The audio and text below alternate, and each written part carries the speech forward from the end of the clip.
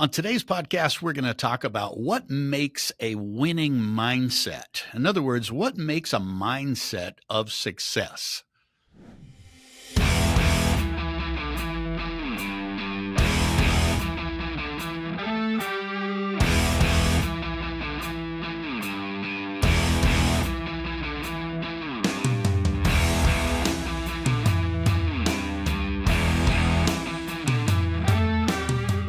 My podcast was designed to help new and seasoned investors and entrepreneurs break free from the financial confusion by sharing real world investing and business strategies that they can use to build lasting wealth and freedom. Well, we're going to talk a little bit about what makes a winning mindset. And I'm going to probably share some things that sound counterintuitive to people who are not successful entrepreneurs or investors at this point. And if you're an aspiring entrepreneur, you're somebody that wants to, start a business for yourself, or maybe you've already done that, but you're not, quite to the success that you'd like to be yet. I hope some of these strategies are going to help you because these are things that, as I coach with other entrepreneurs and investors, these are some of the things that I see that people don't necessarily gravitate to. So hopefully these will be helpful for you. The first one I'm going to start out with is embrace doing tough things. I'll talk a little bit about that and explain what I mean. When you're an entrepreneur or an investor of any type, particularly real estate, it's not easy. If it were easy, everybody would do it, right? That's the old adage. If it was easy, everybody would do it. Well, there's a lot of truth to that. Why don't more people do it? We see a lot of people in our industry come and go. And why do they come and go? Well, first, they come into the industry because they see those that have made it. They see the success of the people that they've followed in social media or whatever. And they say, man, I want to do that. I want to be like that. But then 3 years later, 5 years later, sometimes 10 years later, they're gone. They never saw that success. They never got to that success. So they're back to a W-2 job, and they did not realize their dream of building a successful company, building a successful business. And if a lot of people come and go, then that tells you a lot of people want to do it, but most of them fail. And I will tell you one of the biggest reasons people fail is they do not embrace the idea of doing tough stuff. Now, how do you embrace doing tough stuff?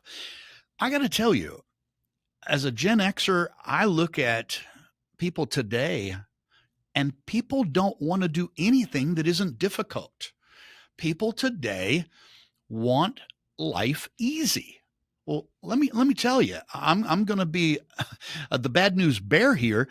If you want easy, stay at your W-2. That's easy. That's way easier than building successful companies. But if you want the freedom and the financial success that comes with building something, then embrace tough stuff and be okay with it. I do tough stuff just to exercise that muscle in my brain that says it's okay. Yeah, it's tough. You do tough stuff all the time. My wife and I, we look at each other and we literally have a saying. We look at each other and say, hey, we do tough stuff. That's what we do. We do tough stuff. And because we have ingrained that in each other and in ourselves, when things get tough, it's not that big of a deal for us. We probably handle more tough stuff in a week than the average W-2 employee will handle in a decade. But we don't even notice it. We don't even notice it's tough because we're just so used to doing it. We've been entrepreneurs for over 20 years. And at this point, it is just normal for us. So I think the very first thing that we have to understand if we're going to be successful in business or in investing is you got to embrace the idea of doing tough stuff. I know a lot of guys that are successful in our business. They seek out things outside of their business that are tough to go do. They'll go, train for a marathon, train for an Ironman. They'll go do physically tough things just to exercise that mental toughness muscle that you have to have. You have to have it, and it has to be strong in order for you to be successful in business. The next thing that I would say that we have to do that a lot of people don't is we got to be thankful for the challenges. Thankful for the challenges, thankful for the tough things that happen. Because in my mind, I'm either winning or I'm learning. One or the other. When I'm winning, that's great. Everybody wants to win. When I've done something and it all worked out well, I had an idea, we executed properly, and it worked well, and we made lots of money. That's the ideal, right? Everybody wants that to happen. But what do you do, or how do you approach the same scenario where you had a great idea and maybe you executed properly, maybe you didn't, but in the end, you didn't make money. In fact, you lost money. And I'll be honest with you, anybody that tells you they've never lost money, I will say one of two things. They've either not done much in business or they lie real well. Because everybody that I know that's successful will tell you about their successes, but when you're sitting around a campfire, or when you're sitting at the bar with a whiskey, they'll also tell you about their failures. And I talk about my failures publicly because I think there are more lessons in my failures than there are in my successes. I will be happy when I'm speaking on a stage to tell how I lost $1 million or how I lost $235,000. And I can tell you exactly those two deals that I lost those amounts on. Those are seared into my brain. I will never forget those lessons that I learned in both of those instances where I could have recoiled. I could have just gone into my shell and said, "Oh my gosh, I'm a failure. I can't believe I lost that kind of money for my wife and I can't, I can't believe I failed." No, I've never failed. I've never failed. I've had ideas that I've implemented that didn't work, and I've lost money. Now, I will say I have only ever lost my own money. I have never lost an investor's money, not a penny in my life. But I've had new ideas, things that I wanted to test, and those tests did not work. How do you handle that? I don't look at it as failure. I look at it as learning. I look at it as a really expensive lesson in what didn't work. Thomas Edison once was asked how he handled all the failures before he invented the light bulb. And famously is quoted as saying, "I've never really failed at making a light bulb. I just found thousands of ways that you couldn't make a light bulb." Right? He found thousands of ways that didn't work. And I think that's the way with any entrepreneur, investor, or inventor. If you're in it for a particular goal, you cannot recoil at the first time something goes wrong, or the second, or the third. You've got to just look at it as I'm always doing one of two things. I'm either winning or I'm learning, which is winning, right? The more I learn, the more I know what not to do, which means the more focused on the right path I am. So we've got to really understand how to look at quote unquote failure. John Maxwell has a great book out I read years and years and years ago. This book is probably 20, 30 years old now. It's called Failing Forward. And it's just a really good academic way of looking at failure. And he uses in the book the analogy of playing a football game where you need 10 yards to get to a first down.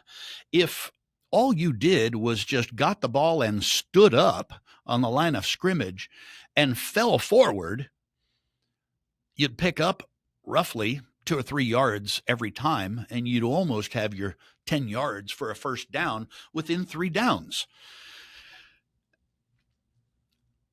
Business is kind of like that.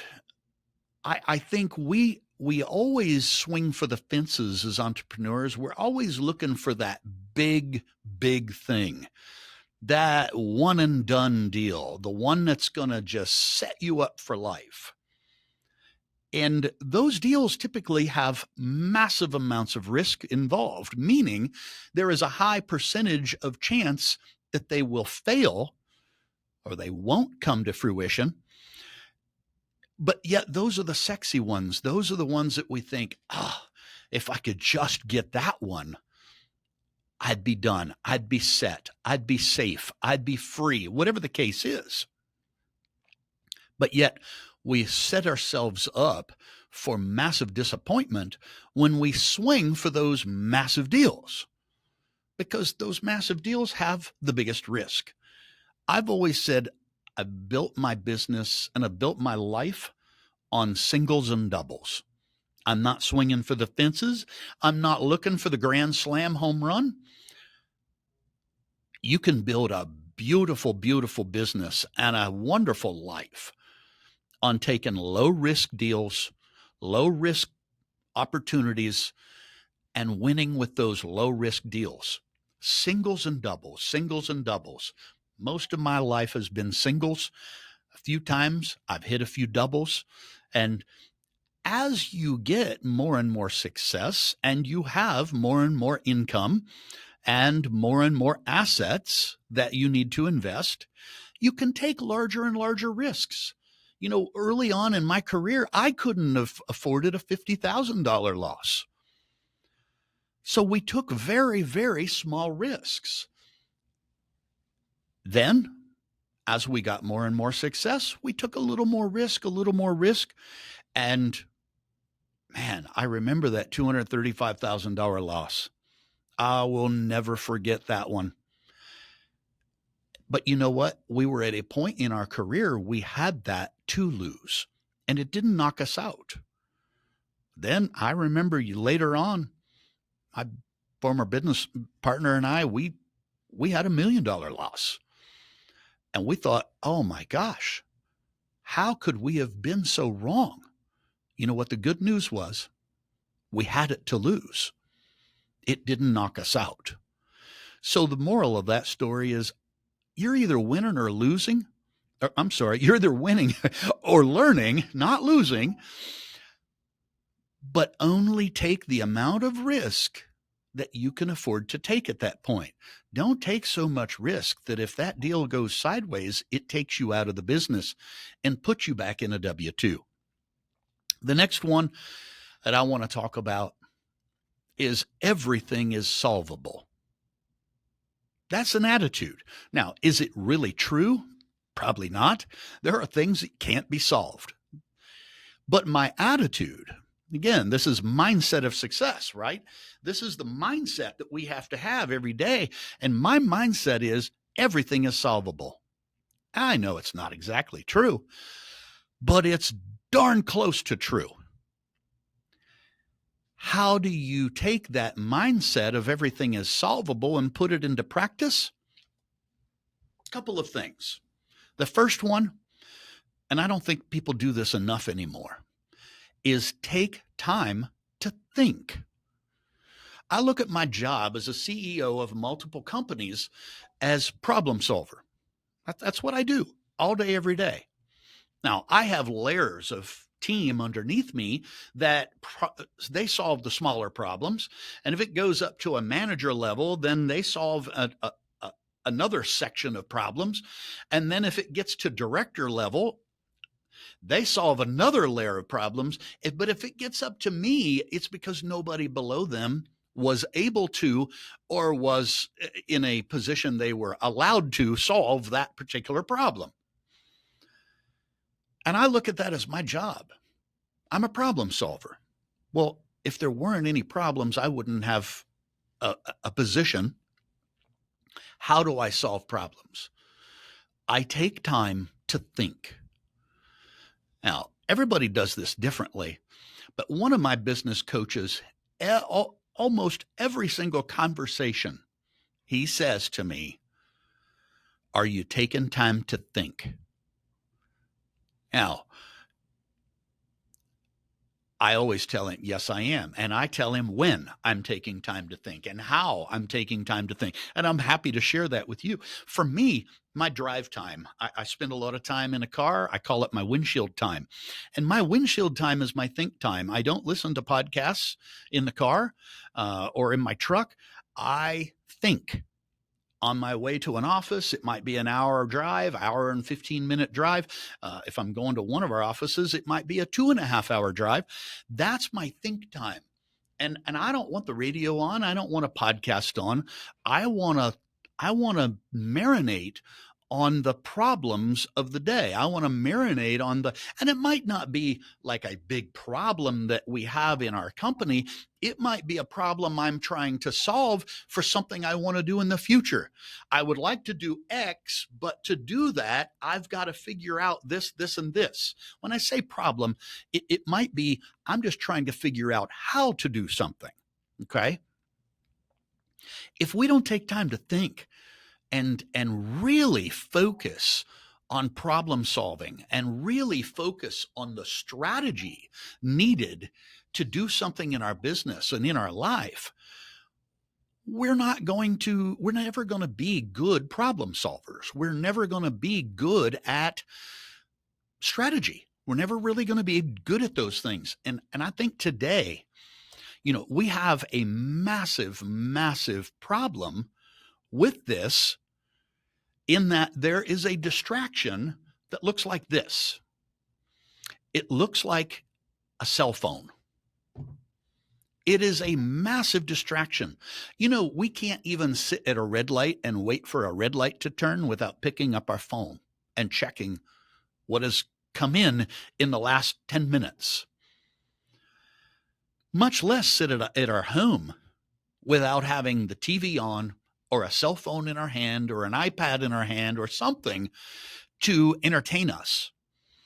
And I think one of the biggest arts that is being lost currently is the art of thinking, just sitting silent and thinking. So I use my windshield time for that. I think it's a great way to put that time to use, and it's a great way for me to utilize that time and get extreme value out of it. The other time that I use is when I'm at my ranch. And if I'm running a machine, if I'm running a mini excavator or a skid steer or a tractor, I'm making hay or whatever it is I'm doing on a machine. Again, all my machines have radios in them, but most generally they're not on. Now, there are times if I'm making hay and I'm out, 12, 13, 14 hours a day on a machine, I may get a lot of thinking done and strategizing done, and my head starts hurting a little, and I'm like, you know what? I just need to listen to some music, and I'll turn that radio on and take a break. But that is after I've got my thinking done. That's after I've done all the strategizing and all the thinking through all the challenges to the next thing that I want to implement or the next company I want to start. We've got to do some thinking.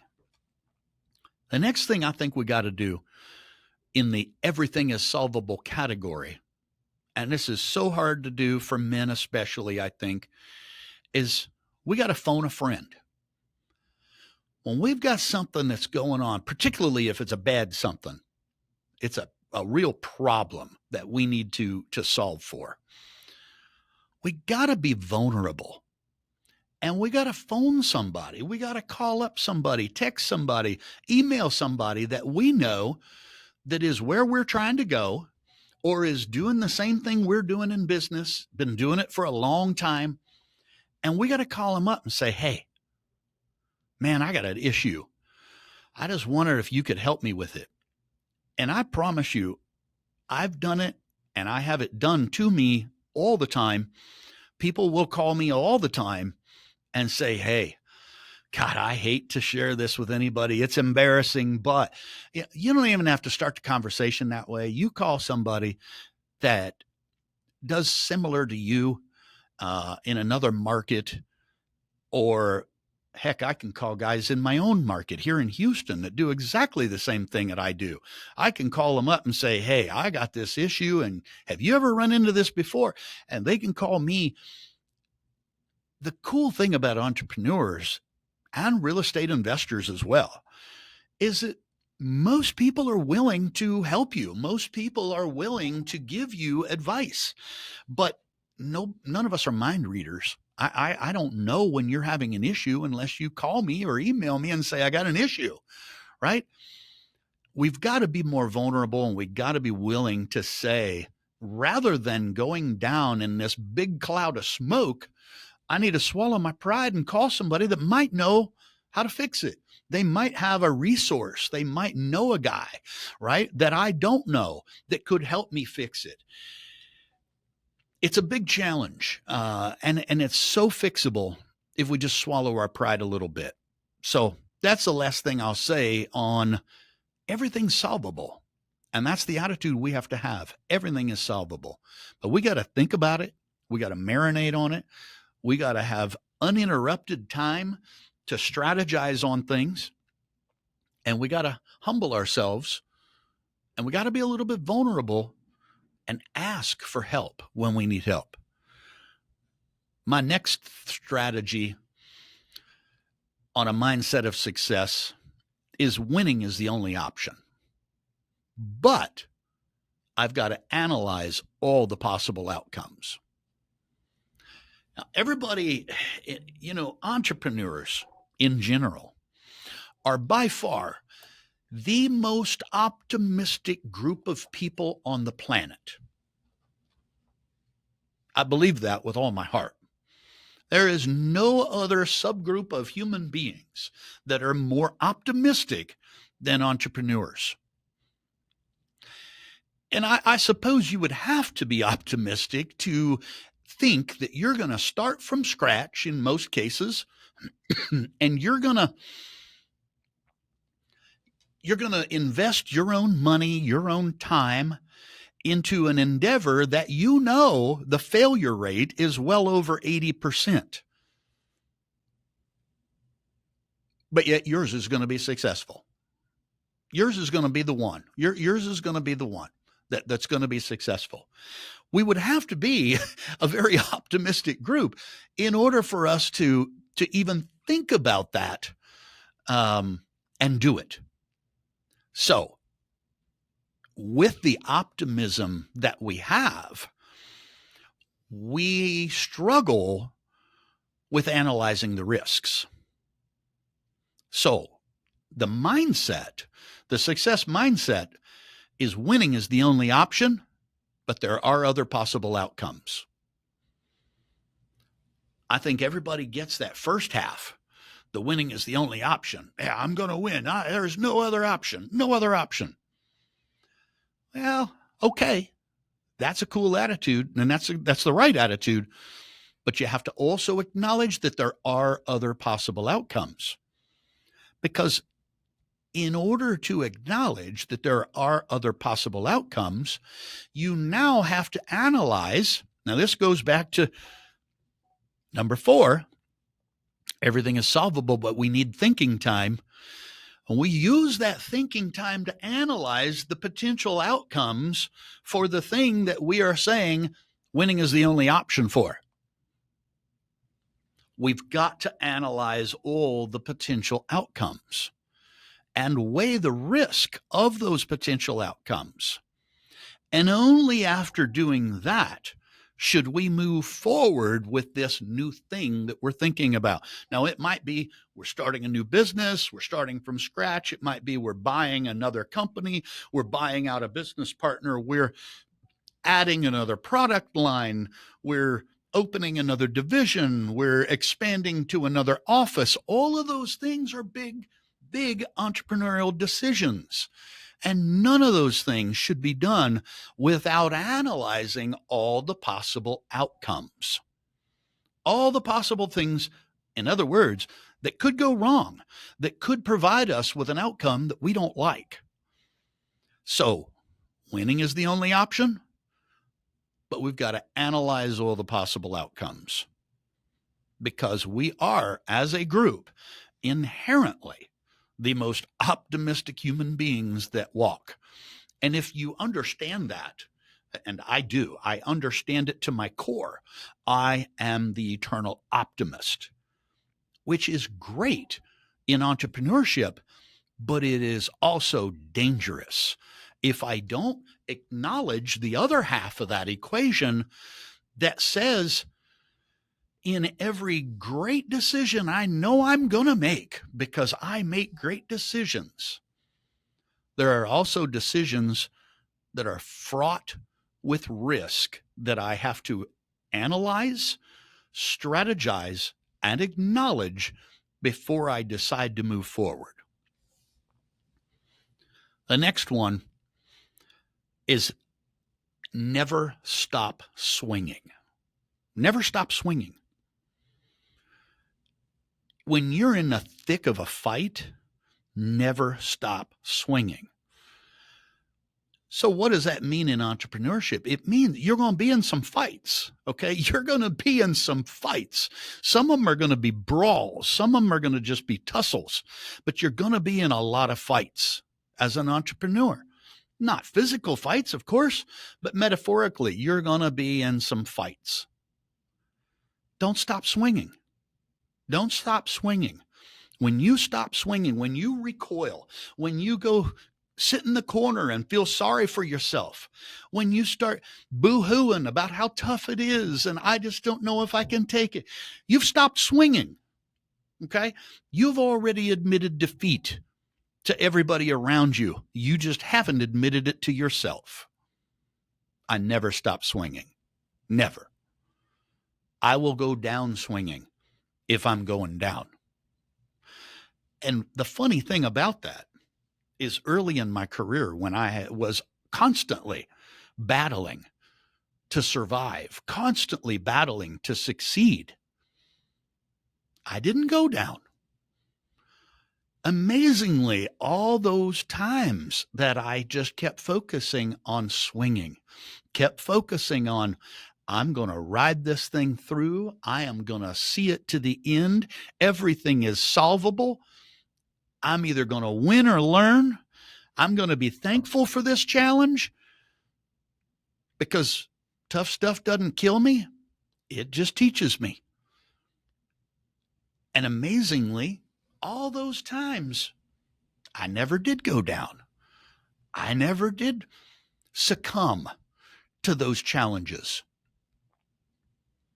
And every one of those battles made us a little tougher, made us a little stronger, made us a little more money, taught us some things that we were able to use in the next battle.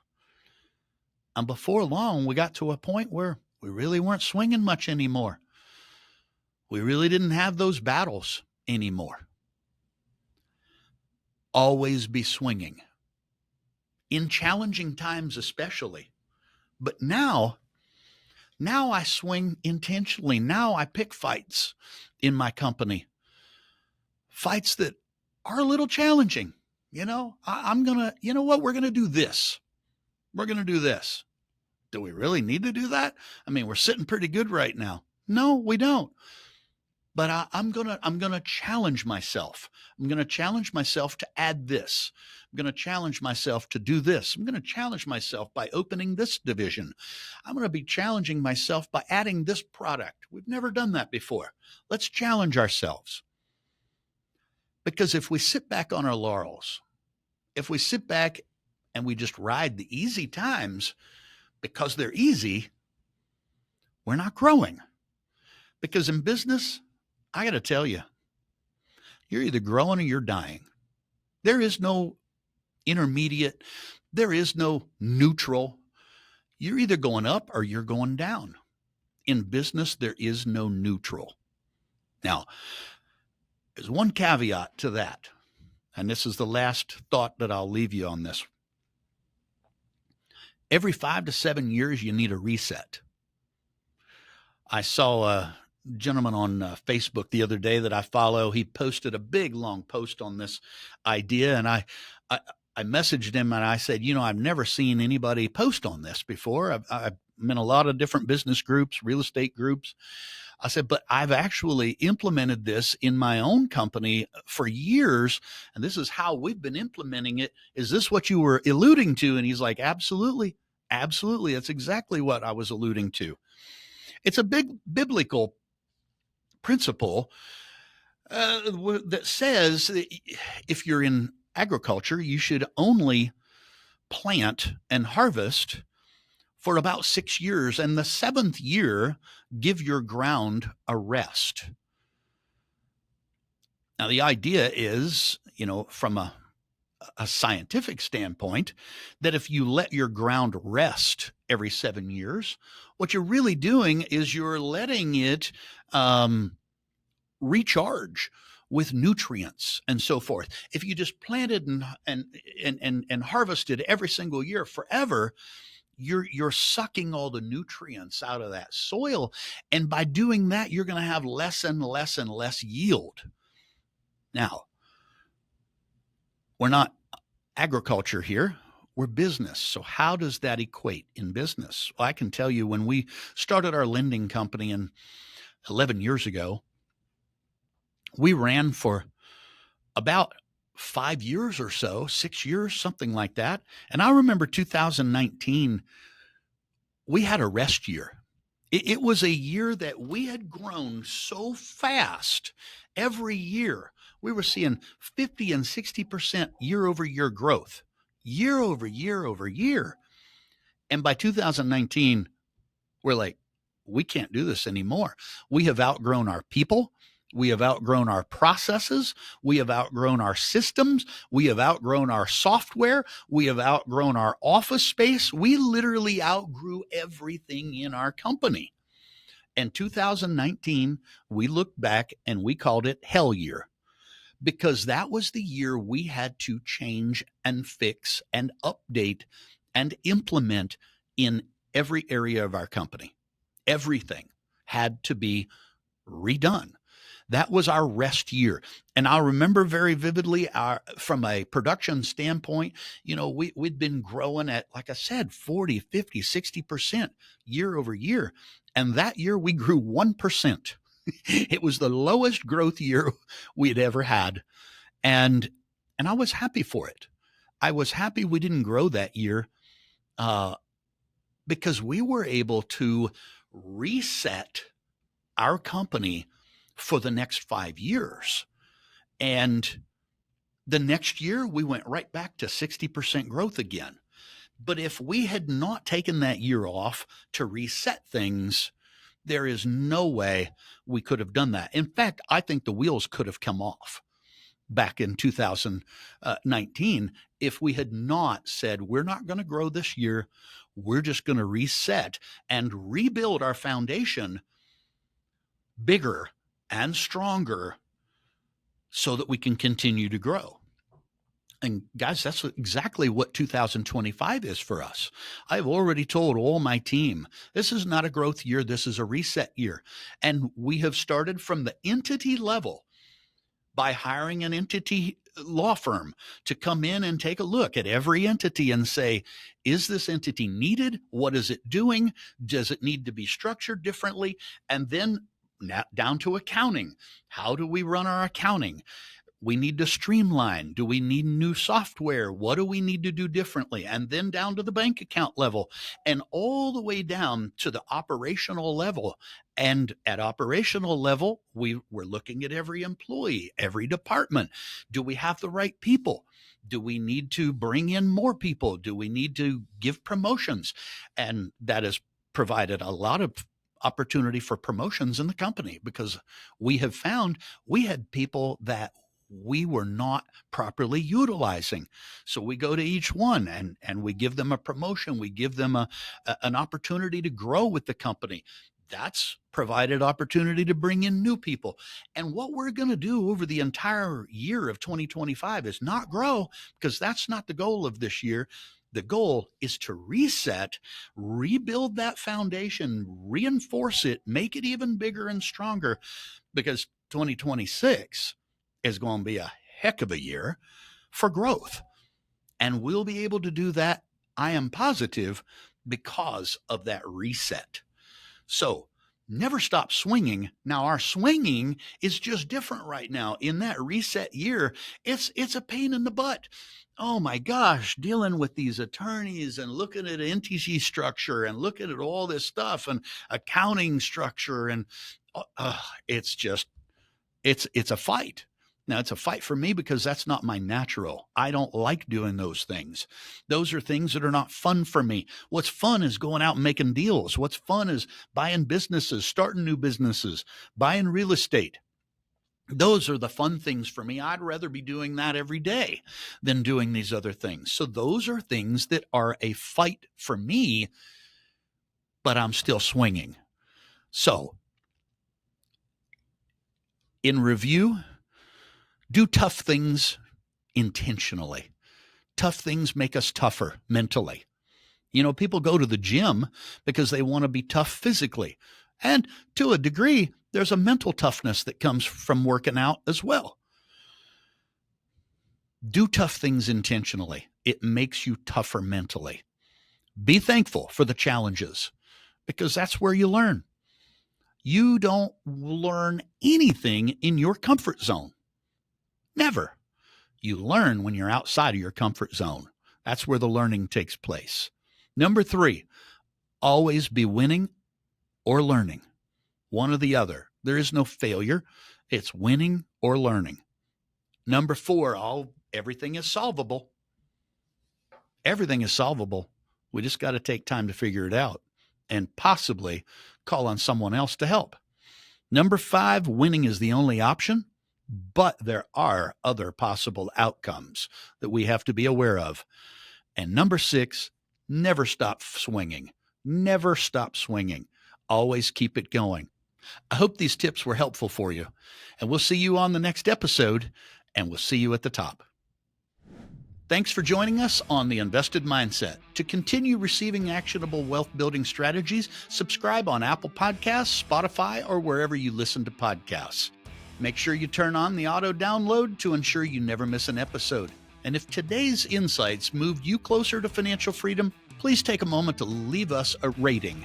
It helps fellow entrepreneurs and investors discover these valuable strategies. I'm Tom Berry, and I'll see you next time as we continue building the path to lasting wealth and freedom.